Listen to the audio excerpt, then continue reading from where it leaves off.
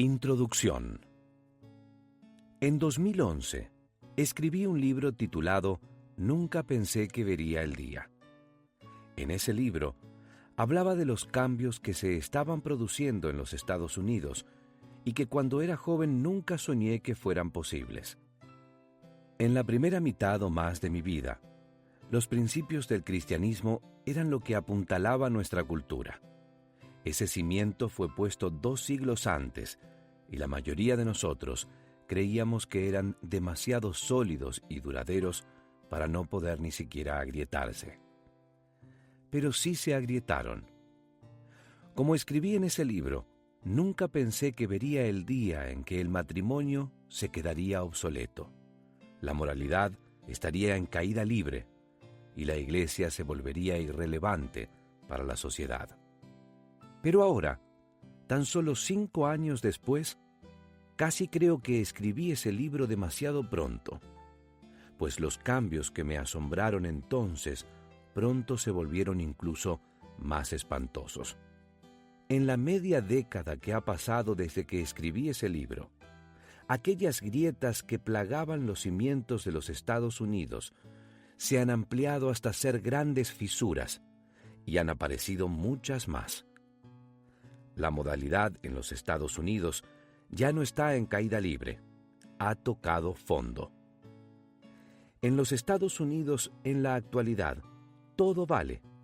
El cristianismo no solo se deja a un lado, sino que los cristianos estadounidenses ahora experimentan una represión manifiesta e incluso persecución.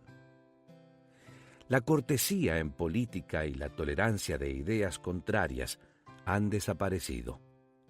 La corrupción y la deshonestidad en el gobierno son generalizadas y manifiestas. Las relaciones raciales se están deteriorando. Las ganancias disminuyen, el desorden civil se acelera cada vez más y la deuda nacional está fuera de control. Ya no nos sentimos seguros de nuestro mundo. Nuestras fronteras nacionales están siendo invadidas. Hemos dado la espalda a nuestro mayor aliado.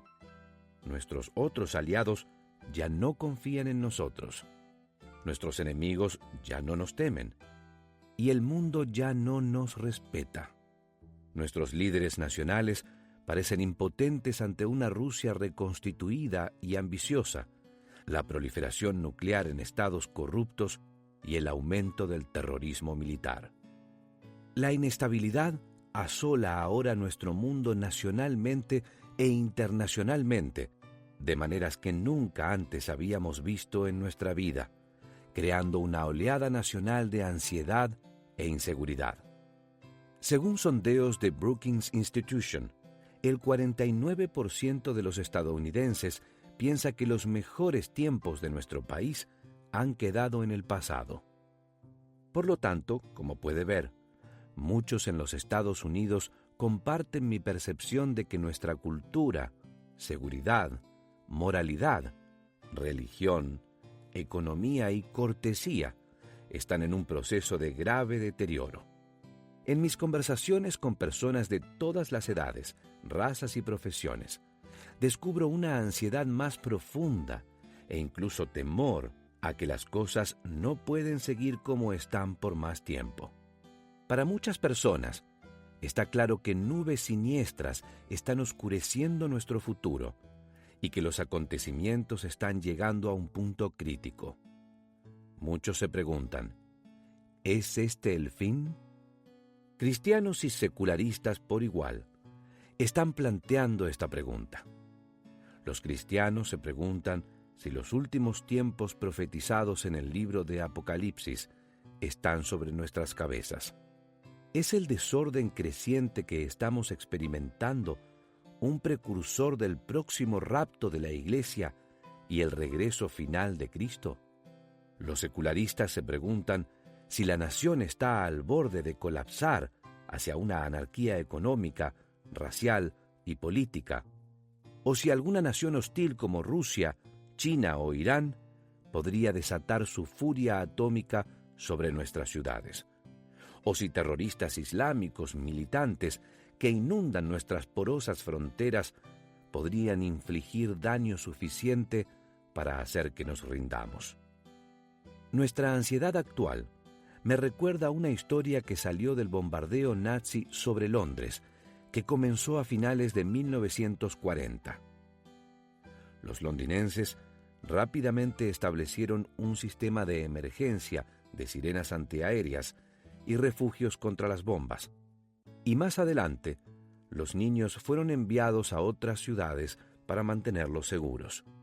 Pero antes de que pudiera organizarse esa evacuación, niños y adultos por igual tuvieron que soportar los sonidos aterradores de bombas que caían, el rugir de los aviones por encima de sus cabezas, las ráfagas de los cañones antiaéreos y las resonantes explosiones de bombas que destruían objetivos en Londres. Una niñita regresaba a casa de la escuela cuando de repente comenzaron a sonar las sirenas. Ella sabía qué hacer, porque ya lo había hecho varias veces anteriormente. Dejó caer sus libros y corrió precipitadamente hacia su casa. Aviones nazis zumbaban a poca distancia por encima de la ciudad. Disparos de la Fuerza Aérea Real sacudían el aire. Una bomba explotó a una manzana de distancia. Cuando ella llegó a su casa, su frenético padre la agarró y apresuró a la familia hacia el refugio más cercano. Y allí se amontonaron en la oscuridad con otras familias, mientras la aterradora cacofonía de la guerra rugía en el exterior. La niñita, aferrándose a su padre, dijo: «Papi, por favor, ¿podemos irnos a otro lugar donde no haya cielo?» Quizá usted esté deseando eso mismo. El cielo parece listo para caer sobre su cabeza, y se pregunta si hay algún lugar donde pueda sentirse seguro. El cielo cayó sobre los puritanos de Inglaterra cuando las autoridades reprimieron su libertad de culto. Ellos llegaron a los Estados Unidos y encontraron la libertad religiosa que estaban buscando. Ahora parece ser que el cielo puede que esté cayendo sobre los Estados Unidos. Y cuando vemos el estado en que está el mundo en general, nos preguntamos si hay algún lugar de refugio. Para la mayoría de nosotros, está claro que las cosas no pueden seguir como están. Y nos preguntamos, ¿está llegando a su fin todo lo que hemos conocido? ¿Es demasiado tarde para salvar nuestra nación, nuestro mundo? ¿Dónde podemos acudir para encontrar una razón realista para la esperanza? Estas son preguntas que abordaré en este libro. Pero para evitar la posible acusación de que estoy prometiendo más de lo que puedo entregar, diré enseguida que algunas de las respuestas que buscamos están escondidas en la mente de Dios. Solo Él sabe si los parpadeantes rescoldos de las llamas de los Estados Unidos pueden recibir un soplo y cobrar vida otra vez. Y solo Él conoce el calendario del regreso de Cristo. Pero la pregunta es, ¿hay esperanza? Y puedo responder con un sí rotundo y resonante. Sin embargo, debe cuidarse de que su esperanza esté correctamente situada. Estados Unidos ya ha sido desechado antes.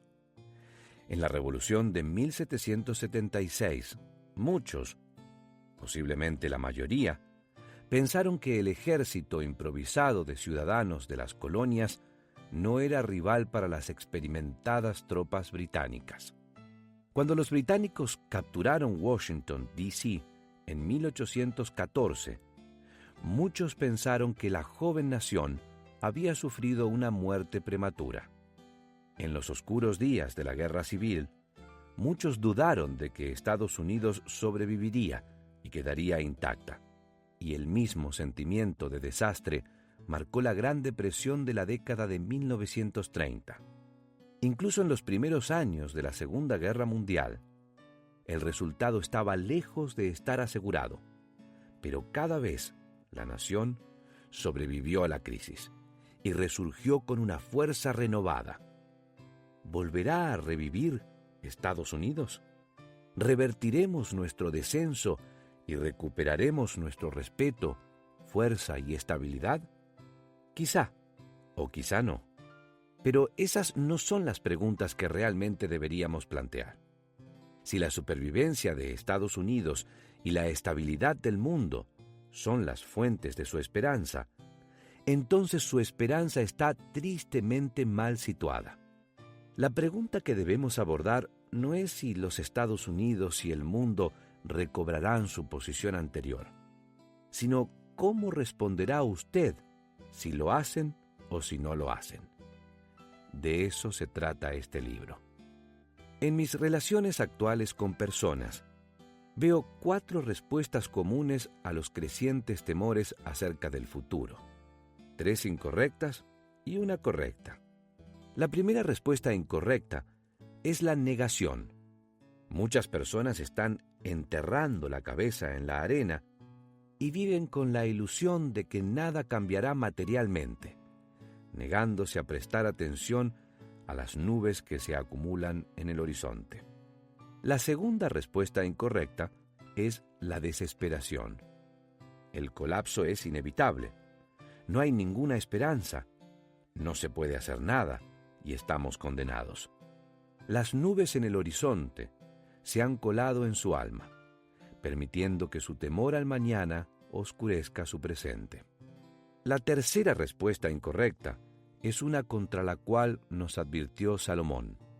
La muerte está llamando a la puerta, así que acumulemos todos los deleites que podamos en el tiempo que nos queda, porque no tiene el hombre bien debajo del sol, sino que coma y beba y se alegre.